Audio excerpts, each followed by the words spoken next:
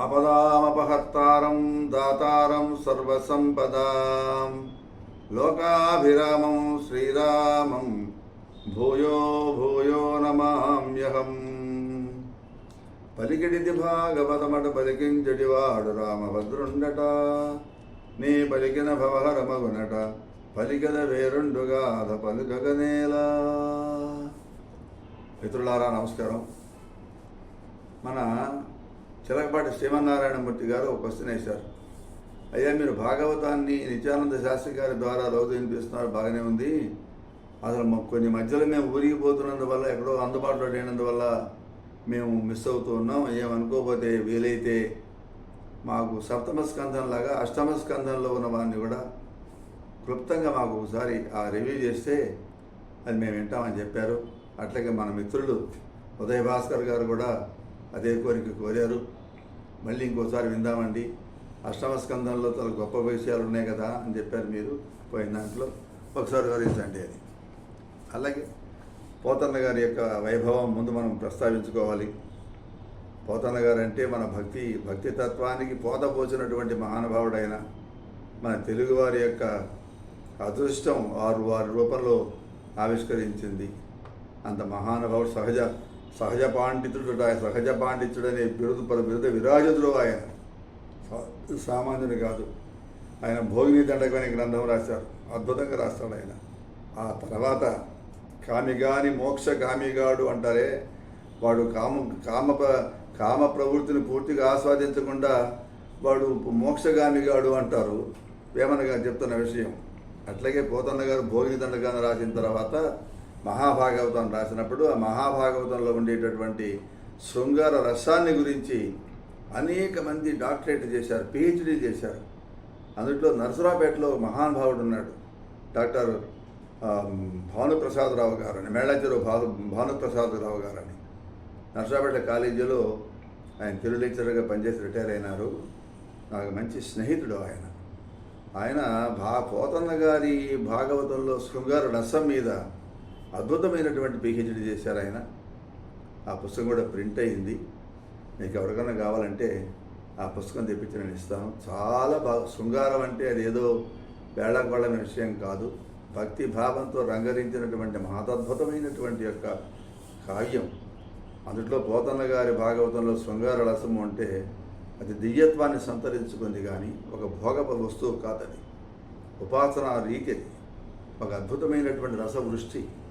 అలాంటి రసకందాయంలో ఉన్నటువంటి పోతన్న గారి యొక్క భాగవతంలో ముఖ్యంగా మనకు అష్టమ స్కంధంలో మనకు వస్తుంది. ఇక దశమ స్కంధం అంటే చెప్పాల్సిన అవసరమే లేదు. అంతా కూడా మాధుర్యమైనటువంటి గులాబ్ జాము, రసగుల్లా లాంటివన్నీ దాంట్లో ఉంటాయి.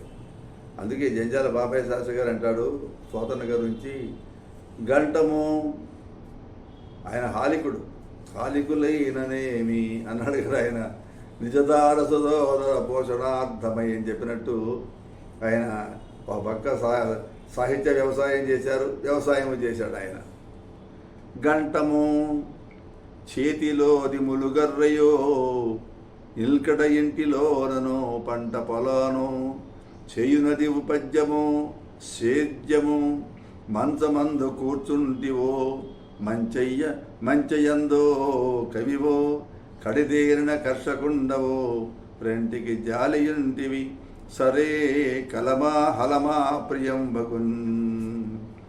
కాయలుగా జిపోయినవిగా ఎరచేతులు, పురాత గంటపున్ రాయిడి చేతను, కరకు నాగలి మేడిని బట్టి సేద్యముంచెయుట చేతను.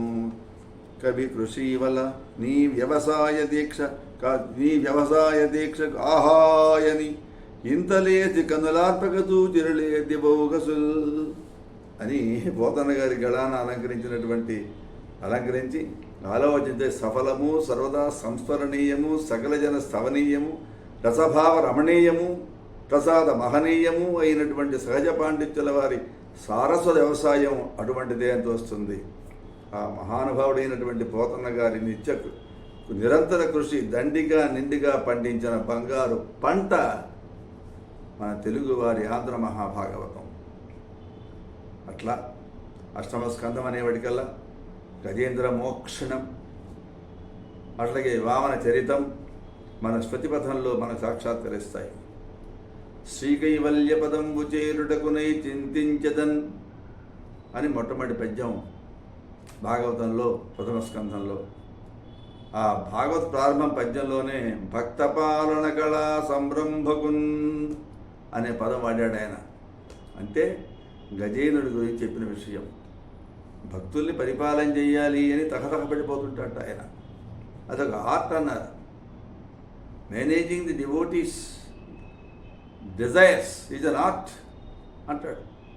కాబట్టి భక్త పాలన కళా సంరంభకున్ అన్నప్పుడు మనకు అర్థమైనది గజేంద్ర మోక్షం కనపడుతుంది. సిరిగింజెప్పడు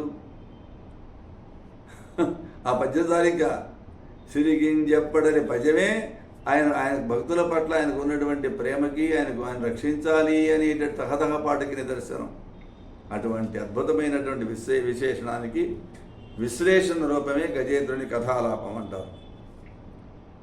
ఇంకోటే కాదు, ఇంకోటి ఉంది. అసలు భగవంతుడికి భక్తులపైన ఎంత దయ ఉన్నదో, ఎంత కృప ఉన్నదో అంటే, ఎంత దయో దాసులపై పంతంబున మకరి బట్టి బాధింపగా శ్రీకాంతుడు చక్రము బంపెను దంతావళరాజుగాయ దత్తాత్రేయ ఎంత దయో దీనులపై. ఈ పద్యాన్ని ఆడవిడు అయ్యవారు చిన్నప్పుడు చదువుతుంటారు చూసారా. పలకలపై రాసేటప్పుడు పిల్లల్ని పండుకోబెట్టుకొని పక్కలో పండుకోబెట్టుకొని చేతిలో చేత వెన్న ముద్ద జంగల్వ పూదండ ఇలాంటి పద్యాలు చెప్తూ మనం నేర్పించేవాళ్ళు మన పెద్దలు. మా నాయనమ్మలు, తాతమ్మలు, తాతగారు ఉండి పెద్దవాళ్ళ ఇంట్లో ఉన్నారంటే కల్పవృక్ష ఇంట్లో ఉన్నట్టే. అట్లా వాళ్ళు చక్కగా మనం నేర్పించారు. వయమ్మని కుమారుడు అని, చేతవెన్న ముద్ద చెంగల్వ పూదండ అనే పద్యాలు తెలుగు బామ్మలు నేర్పించేవాళ్ళు. అట్లాగే భాగవతంలో పద్యాలన్నీ కూడా పాటలుగా మార్చి తూచా తప్పకుండా గజేంద్ర మోక్షం కథంతా కమ్మని కంఠాలతో ఇంటింటా పాడుకునేవాళ్ళు. మరే గజేంద్ర మోక్షం పారాయణం చేస్తే మంచిదిరా, ఇంట్లో క్షోభలు పోతాయి అని చెప్పేవాళ్ళు. అట్లా గజేంద్ర మోక్షంలో కొన్ని ఘట్టాల్లో కొన్ని పద్యాలు చూస్తే అమృత గుడికలు లాభక్కింతయు లేదు ధైర్యము విలోలంబయ్యే ఎవని జనిందు జగమెవ్వని లోపల నుండు. అద్భుతమైన పద్యాలు. అలవైకుంఠపురంబులో నగరిలో ఆమూల సౌధంబు సిరిగింజెప్పడు శంఖచక్రజగముంచేదోయి సంధింపడు తన వెంటన్ సిరిల్ లచ్చి వెంట అవరోధవ్రాతముల్ అడిగెదన నికడువడిదను లోకంబులు లోకేశులు కలడందురు దీనులయడ. ఇలా ఎన్ని పద్యాలు గజేంద్ర మోక్షణంలో. ఇవన్నీ మనతో కంఠస్థం చేయించేవాళ్ళు చిన్నప్పుడు. అట్లాగే ఇక వామన చరిత్ర వచ్చేవాడి కల్లా వామన అవతార ఘట్టాలు ఎన్ని పద్యాలు మన వాళ్ళకి వచ్చినట్టు నోటికి. ఆ రోజుల్లో పెద్దవాళ్ళంతా మన పక్కన పండుకోబెట్టి మనతో చదివించేవాడు, మనం చెప్పేవాళ్ళు, పలకరా అని చెప్పేవాళ్ళు. బాగా జ్ఞాపకం నాకు. ఆ వామనావతార చరిత్రలో అన్ని రసగంధాయములే. వడుగా ఎవ్వరి వాడవీవు వడచేలంబులో మాడలో ఒంటివాడ నాకు 1-2 అడుగుల గొడుగో జన్నితమూక మండలువో వారియాక్షులందు వైవాహికములందు కారేరాదులు రాజ్యములు గలుగవే గర్వోన్నతిం వందరే ఆదిన్ శ్రీసతి కొప్పుపై తనువుపై అంశోత్తరియంబుపై ఇంతింతై వరుడింతయై. ఇలాంటి తీయనటువంటి మధురమైనటువంటి పద్యాలు తెలుగువారి నాలుక మీద నాట్యం చేస్తూ ఉంటాయి. ఆవేళ కానీ ఈవేళ కానీ రేపటికైనా కూడా అష్టమ స్కంధం అంటే ఇవి మన జ్ఞాపకం వస్తాయి. అనేక మంది ఈ పద్యాలు చదువుకొని మంచి సాహితీవేత్తలైనారు. గజేంద్ర మోక్షణంలో ఒక చమత్కారం జరిగింది. అరణ్యంలో అలవోకగా తిరిగేటటువంటి దాహమైనటువంటి మంచి మత్తేభ యూధం ఓ పెద్ద సరస్సులో ప్రవేశించింది. అక్కడ దప్పిక తీర్చుకుంటామనేటటువంటి ఒక మత్తేభ రాజుని ఒక ముసలి పట్టుకుంది. ఈ మకరానికి, ఈ ముసలానికి, ఏనుక్కి పెనుగులాట ఆరంభమైంది. ఆ పోరాటంలో ఆ మదించినటువంటి గజం మత్తేభం బాగా ఆరాటపడి అలసిపోయింది. కాళ్ళు పీకుతుంది ఈ ముసలి, బయటికి రాలేకపోతుంది ఈ గజం. క్రమక్రమంగా ఈ గజేంద్రుడి యొక్క బలమంతా కూడా తగ్గిపోతూ వచ్చింది. ప్రాణం పోయే పరిస్థితి వచ్చింది. ఆ ప్రాణావశిష్టమైనటువంటి ఆ ఏనుగు నీవే తప్ప ఇతః పరం వెరుగా అంటూ రకరకాలుగా భగవంతుని ప్రార్థించింది. నా ప్రయత్నం అంతా అయిపోయింది, నా ప్రాణాలు పోయే పరిస్థితి వచ్చింది, ఎవరు నా మాట వినడం లేదు, ఏ లోకంబులు లోకేశులు ఎవరు కూడా నా మాట వినడమే లేదే, అందువలన నేను చెప్పి శరణాగతి చేసింది. నీవే తప్ప ఇతః పరం వెరుగమన్యం పందగుందీను నిన్ రావే ఈశ్వర కావవే వరద సంరక్షించు భద్రాత్మక అంటూ ప్రార్థన చేసింది. స్వామి అన్యథా శరణం నాస్తి త్వమేవ శరణం మమ తస్మాత్ కారుణ్యభావేన రక్ష రక్ష జనార్దన అని చెప్పింది. అంటూ రకరకాలుగా ప్రార్థించింది. అద్భుతమా ఎక్కడున్నాడైనా ఈ ప్రార్థిస్తూ ఈ ప్రార్థన వినేవాడు వాడు రక్షించేవాడు ఎక్కడున్నాడు? వైకుంఠంలో ఉన్నాడు. అది రాసనగరు. అందులో పెద్ద మేడ, ఆ మేడ పక్కనే అందమైనటువంటి ఒక మందార వనం, ఆ తోట మధ్యలో ఒక అమృత సరస్సు, ఆ సరోవరాన్ని ఆనుకొని ఒక చంద్రకాంత మణి వేదిక, ఆ వేదిక మీద కలువ పూల పాన్పు, ఆ పానుపు పైన శ్రీ మహాలక్ష్మితోటి సరసాలాడుతున్నాడు మన దొరగారు సాక్షాత్తు శ్రీమన్నారాయణుడు. ఆ రసమయమైనటువంటి సమయంలో ఆ స్వామికి ఆపదలో ఉన్నటువంటి గజేంద్రుడి యొక్క ఆర్తనాదం వినిపించింది. విన్నాడు. వినగానే గబుక్కుని లేచాట.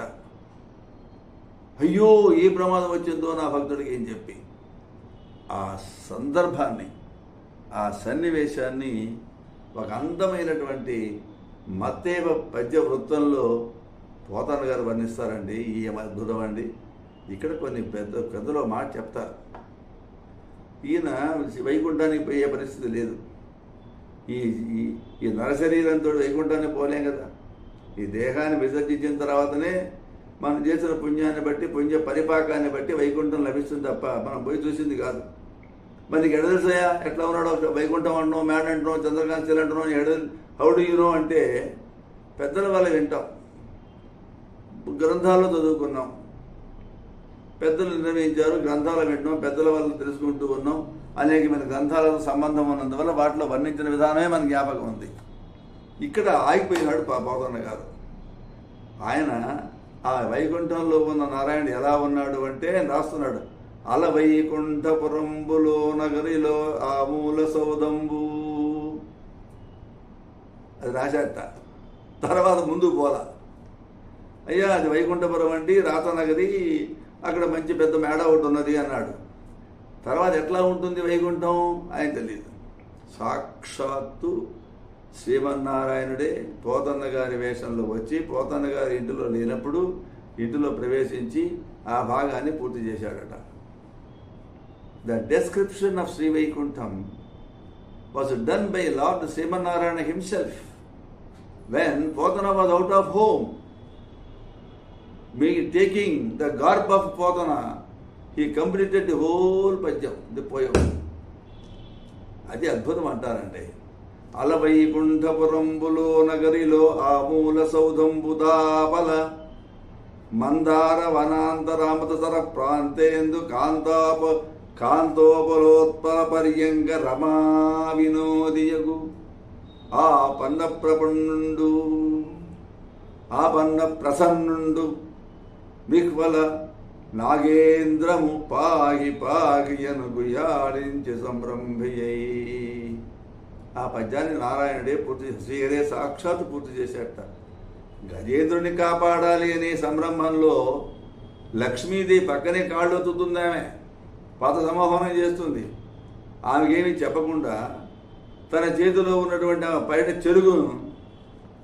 చెరుగుని దాన్ని విడిచిపెట్టకుండా లాక్కెడుతున్నాడు. సంఘచక్రాలు పట్టుకోవట్లేదు. ఎటు రక్షిస్తావయ్యా ఆయుధాలు లేకుండా? Without weapon how you are going to protect the elephant అంటే సంఘచక్రాలు పట్టుకోలేదు. అమ్మవారితో సరసంలో ఉన్నటువంటి వాడు ఆ పైడ చెరుగుని కూడా విడిచిపెట్టలేదు. మై మీద పరిగెత్తూ ఉన్నట్ట. ఆ పన్న ప్రసన్నుణ్ణి ఆయన రక్షించాలి అని చెప్పి. అయ్యయ్యయ్యో ఇదేందయ్యా అంటే, సిరిగింజప్పడు శంఖ చక్రజగమున్ చేదోయి సంధింపడు, ఏ పరివారమును చీరడు అభ్రగపతిన్ పందింపడు, ఆకర్ణికాంతరథమ్మిల్లము చక్కనొత్తడు, వివాద ప్రోచిత శ్రీకుజో పరిజేలాంచలమైన వీరడు, గజ ప్రాణావనోత్సాహి.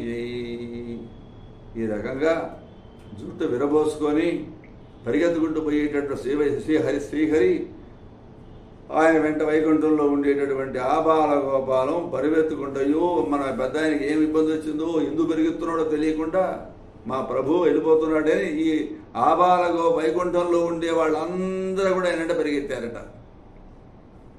ఎవరో పరిగెత్తారంటే ఏంటి, తన వెంటన్ సిరి పక్కనే ఉంటుంది అమ్మవారు, ఎప్పుడు నిత్యానపాయని కదా, నిరంతరం కనిపెట్టుకొని ఉంటుంది. తన వెంటన్ సిరి లచ్చి వెంటనవరోధౌ వ్రాతమున్, దాని వెన్కన్ పక్షీంద్రుడు, వాని పొంతను ధను కౌమోదకి శంఖ చక్ర నికాయంబు, నారదుండు ధ్వజనీ కాంతుండు రావచ్చిరి, రయ్యన వైకుంఠపురంబునన్ గలుగువారాబాల గోపాలమున్ అంటారు. ఆ సమయంలో గోవింద కరారవింద సమాపృశ్యమాణ సంయానకేలాంచలమైపోతున్నటువంటి శ్రీదేవి దేవదేవిని ససంభ్రమ గమనానికి కారణం తెలియక, ఎందుకు పోతున్నాడో ఎక్కడ బయలుదేరుతున్నాడో స్వామి తెలియక రకరకాలుగా భావించడం కూడా పోతన్న గారి యొక్క వైభవం. ఆయన కవిత్వంలో ఎక్కడికి పోతున్నాడో చెప్పడినా హడాడిపడిపోతున్నాడే. తన వేంచేయు పదంబు పేర్కొనడు, అనాథశ్రీ జనాలాపముల్ వినెనో, మృత్సులు మృత్యులించురో ఖల్ వేద ప్రపంచంబులన్, ధనుజానీకము దేవతానగరిపై తండెత్తినో, భక్తులను గని చక్రాయుధుడు ఏది చూపుడని ధిక్కారించిరో దుర్జనుల్ అని చెప్పాడండి. అప్పుడు లక్ష్మీదేవి యొక్క స్వరూప స్వభావాల్ని అభివర్ణించి ఆ తర్వాత ఆకాశపథంలో దేవతలంతా కూడా చూస్తూ ఉండగా అచ్యుతుణ్ణి మళ్ళీ మనం కనిపించేట్టు చేస్తాడు పోతన్న గారు. వినువీధిందను దేరగాంచిరి అమరుల్ విష్ణు సురారాది, జీవన సంపత్తి నిరాకరిష్టు కరుణా వర్ధిష్ణు యోగీంద్రుద్వన వర్తిష్టు, సహిష్ణు భక్తజన బృంద బృంద ప్రభవాలంకరిష్ణు, నవోఢోళ్ళ నదందిరా పరిజరిష్ణున్ జిష్ణున్ రోజిష్ణునిన్. ఆ రకంగా గజేంద్ర మోక్షణంలో వర్ణిస్తూ ఆ స్వామిని సందర్శించి దేవతలంతా కూడా ఆ దేవదేవుడిని శ్రీహరికి నమస్కారాలు సమర్పించాలి కదా. ఆ రకంగా సందర్భాలు పోతన్న గారు ఎంత అద్భుతంగా రాస్తారండి. మత్తేభ వృత్తంలో రాస్తాడు ఆయన. గజేంద్ర మోక్షణంలో ఉన్న విశేషం ఏమిటి అంటే, ఆయన ఎంపిక చేసుకున్నటువంటి యొక్క వృత్తం మత్తేహం అంటే మరించిన గజం. మత్తేహ వృత్తంలో పద్యం అల్లాడు ఆయన. అలా బయలుదేరి వస్తుంటే, చనుదించెన్ ఘనుడల్లవాడే హరిపద్యం కంటిరే లక్ష్మీ, శంఖ నినాదం వదే చక్రమల్లదే, భుజంగధ్వంసియున్ వాడే క్రందన నేతించనటంచు వేల్బులు, నమో నారాయణ ఏది నిస్వరుడై మ్రొక్కిది మిండహస్తి దురవస్థావక్రికిన్ చక్రికిన్. ఆ రకంగా ఆ శ్రీహరి గజరాజును కాపాడడం కోసంగా తన సుదర్శన చక్రంతో నకల కంఠాన్ని ఖండించడాన్ని కూడా చెప్పేటప్పుడు మహానుభావుడైన పోతన్న గారు ఒక మత్తే భక్తిని చెప్తారు. దాని క్రమంగా మనం చూద్దాం. జై శ్రీరామ్.